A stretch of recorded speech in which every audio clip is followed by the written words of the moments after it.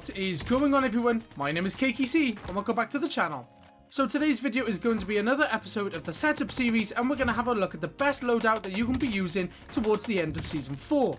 And the guns in question are going to be the C58 assault rifle and the MAC-10 submachine gun. So if finding out the best setups and the best loadout that you can be using at the end of season 4 sounds good to you, make sure to stay tuned until the very end of the video. If you find this video helpful or you enjoy it at any moment, let me know by dropping a like on it down below. Let me know your thoughts on this loadout in the comments below, and on the topic of staying tuned, as always, feel free to subscribe to the channel for all of the latest Call of Duty news, tips and tricks, how-tos, class setups and much more. Let's press X to start and have a look at the C58 and the MAC-10. So guys, we're not going to waffle on here, but the C58 and the MAC-10 are pretty much two of the go-to guns to be using in Warzone at the moment. The meta is wide open, we all know that, but the C58 hits hard and the MAC-10's fire rate is pretty much still unstoppable. So starting off with the C58, what are the 5 attachments that we're going to be running on this? And well, no surprise that the best setup for this gun is going to be the general Cold War assault rifle setup.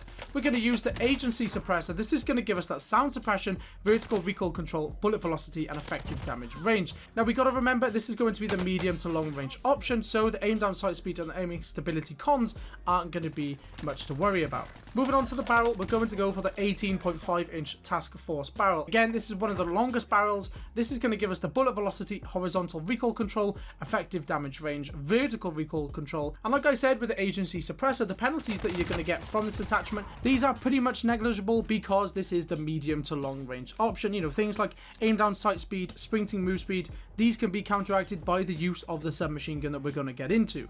Moving on to the third attachment, we are going to run the Axial Arms 3x optic. Now, in some of the clips you will see on screen, I was using the Royal and Cross 4x. That was back when it was pretty overpowered. Now that they've tweaked the optic slightly, the Axial Arms 3x still comes out on top. Like I've mentioned throughout my videos, the reticles can be played around with. You know, the default reticle on the Axial Arms is good. It's pretty good, but there are some better ones. My personal favourite is Precision. It's always good to have a play around with that because that might improve your gameplay. Something so small might make it a little bit easier to get those kills. Moving on to the fourth slot, we're going to go for the Field Agent foregrip in the underbarrel slot, horizontal recoil control, vertical recoil control. Again, it's going to give us firing movement speed and ADS firing move speed, but these are things we won't have to worry about with the ranges we will be using this gun at. And in the final position, we are going to be running the Stanag 55 round mag. Now, as far as the magazines you want to be running on this gun is probably between the Stanag 55 round mag and the Salvo 50 round fast mag, but the Stanag 55 round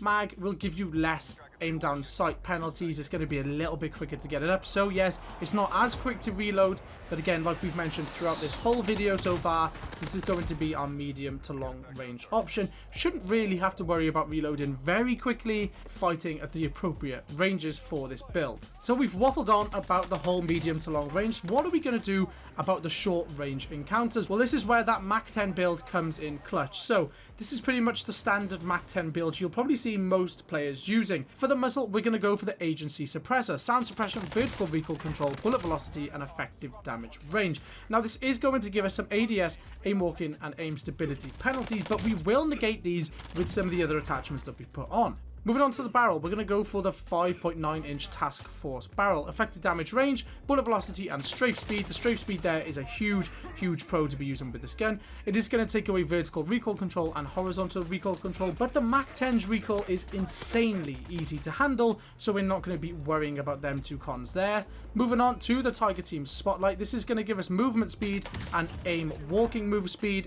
Obviously the flashlight then becomes visible to enemies, and the aiming stability is kind of, no one really cares about the aiming stability anyway, so we're not going to worry about those cons there. Moving on to the stock, we're going to go for the Raider stock. This is going to give us ADS firing move speed, aim walking movement speed, and sprint to fire time is going to take away some hip fire accuracy. So these are the pros that we were on about. That's going to negate some of the cons we previously mentioned on this build. This is going to make this gun faster to use, faster to walk with, faster to bring up when you're sprinting. These are all the things that we want from this build. And then finally, in the ammunition slot, because the fire rate is so quick, we're going to go for the Stanag 53 round drum. Ammo capacity is the main thing here for this attachment, and again we could go for the fast mag if you wanted that reload quickness, but it might take away some ADS speed. One thing to note, guys, if you are struggling with the recoil on this gun because of the fire rate, you can take away the laser and put on the Field Agent foregrip, and everything will be absolutely fine. This gun is crazy with or without the grip. With the grip, it just becomes a dream to use. So there we go. That is pretty much the interchangeable attachment there. If you want the laser for the speed, go for it. If you want the underbarrel for the accuracy, go for it. Those things are interchangeable, and that comes down to personal preference on how you want to use that gun. And there we are, guys. That is pretty much the best loadout you can be using at the end of Season 4. I wanted to get this video out just before the release of Season 5, because you know what Call of Duty's like. One week is one meta, the next week it's a different meta. They might bring out a new submachine gun like the CX9. It's probably a little bit too early to tell if that's really good. If you enjoyed this video or you found it helpful, guys, let me know by dropping a like on it down below. If you enjoyed that video, guys, let me know by dropping a like on it down below. Let me know your thoughts on both builds in the comments as well. With the MAC-10, are you using the laser or are you using the underbarrel? Let me know down below. I want to see what people are using. And on the topic of things changing so fast in this game, as always, feel free to subscribe to the channel for all of the latest Call of Duty news, tips and tricks, how-tos, class setups, and much more.